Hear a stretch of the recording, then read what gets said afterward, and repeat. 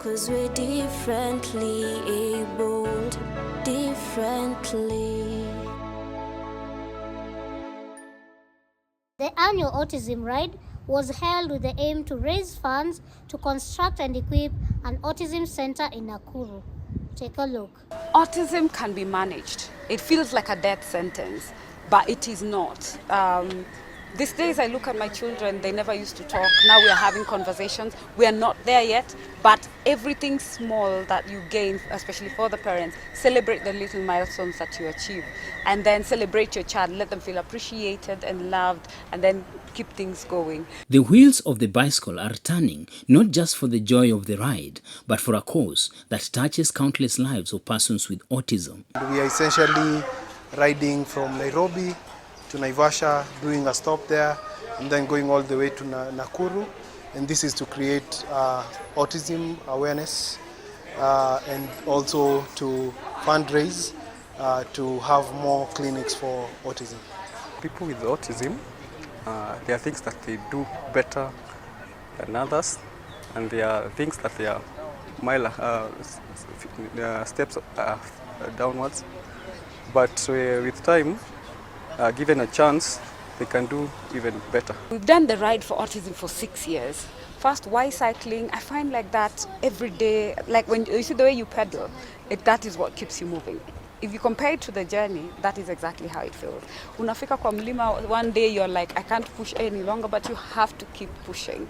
But then why we do it with a team, if you follow us on the ride, you will see like when one person is lagging behind, they all fall back and they move with the person. And that is very symbolic in the special needs parenting journey. The therapy centers will offer expert care, guidance and supportive community for children with autism and their families. What we're hoping that we'll have raised more awareness so that kids can have early intervention, because it is very important. You find that without early intervention, a child stagnates.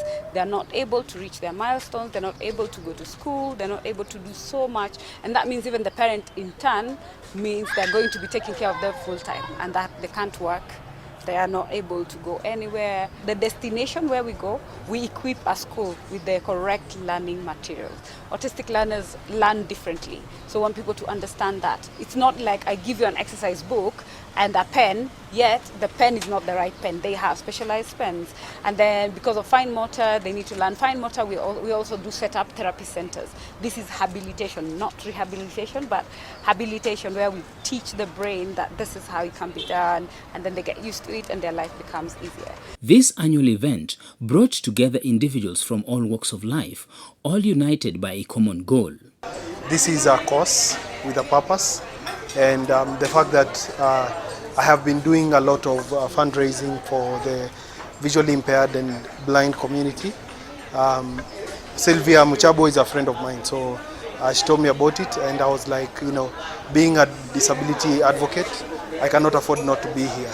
So I'm here to support and also to give my undivided efforts towards creating a better world for the autism community. I decided to bring him here to interact with other people and also to learn more about autism. And like now, I was not the way that I was like 2 years ago. I've learned more. With my son, I came to know about it at around 3 years. So it took time for me to know whether he was autistic. We have various services in the autism program. We have therapy services. We have, we'll soon be launching essential drugs, where we'll be issuing drugs through the facility, the health facilities, for beneficiaries that were mapped last year. And then we have the scholarship program, where we have also students, learners with disabilities that are sponsored throughout their schooling years. I would like to encourage the driver to give cyclists a safe ground for cycling, because most parts of the road in Kenya has enough cycling lane. So we're just asking for the safety measures. Embrace neurodiversity, because we are all different, and different doesn't mean less. Non-speaking doesn't mean non-understanding. So love them for who they are and support them. And remember equity in terms of giving them what they need and not just equality. For many families in Kenya, accessing specialized therapy for autism remains a significant challenge as resources are often limited. Awareness is the first key element of it. And apart from just riding, we have other projects that we are doing with it. We have the medical camps, because not every parent can afford to do things like dental checks, eye checks. Yes, they're very important for our children. You find something that the challenges of fine motor skills, a child might not be able to brush their teeth. But then that parent, we know how much dental care is like here in Kenya, right? So when we bring such services to them in mashinani, it's not just a Nairobi thing. Here in Nairobi, we're just flagging off, then we go to Naivasha, then we go to Nakuru, and then we bring on board other partners like the National Council for Persons with Disabilities, so that those services can come to them for free, because it's usually a long, tedious process. And you waiting for the days that the hospitals are open to do the assessment. So what we want to do is let's bring the services to them and support them and make their journey easier. We have the rehabilitation team at the county level, at the hospital level.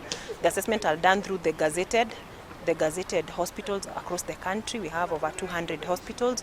Once a person is seen by 3 medics, the final say would be the county director of health. So it's devolved, it's fully devolved, where you can go to your nearest health facility or government facility for the assessment. And then they proceed on, once they're recommended for registration, they proceed on to the eCitizen platform where they're able to self-register.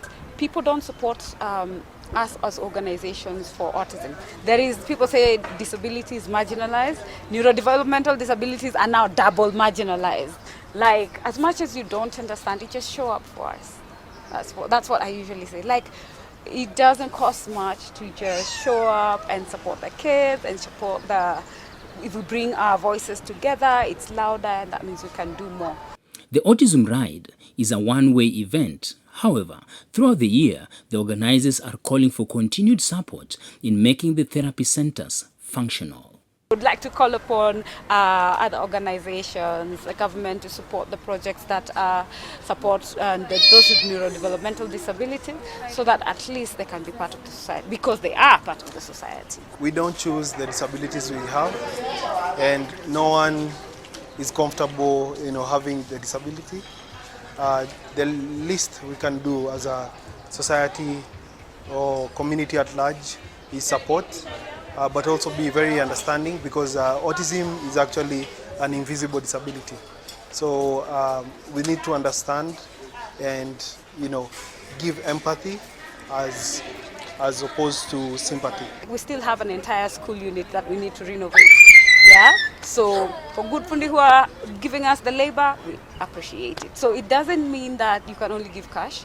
You can do a lot also in kind, like paints for the classrooms. If you look at the classrooms that our children are in, are very dilapidated, and we are calling on guys to support, so that we can be able to support them, especially the schools that we've chosen and the learning materials. It's only one school, but if we come together, more of us, then that means we can do more. To the society, please embrace them. Don't shun them. Don't treat them like it's not contagious. So love them for who they are.